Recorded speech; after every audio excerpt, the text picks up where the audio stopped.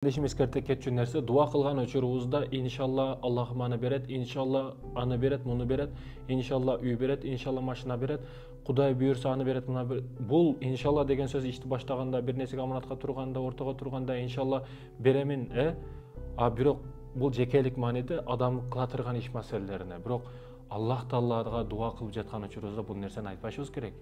Бул келиме, ыйык келиме, бирок дуа кылып аткан учурда иншалла айтылбайт экен.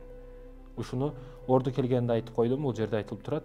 Иншалланы дуа кылган учурда айтпайт экенбиз. Ошол эле учурда мисалы кээ бир мен мисалы сырттан келген орус достор бар, бизнес жаатында келишим түзөбүз, башка кылабыз. Мен ошолорду айтып жаткан учурда Кудай буйрса дейм да. Аларга иншалла десең арабтагы тилдеги сөздөр, бул арабча келиме, ошол сөздөр жакпайт да, ал орус досторума.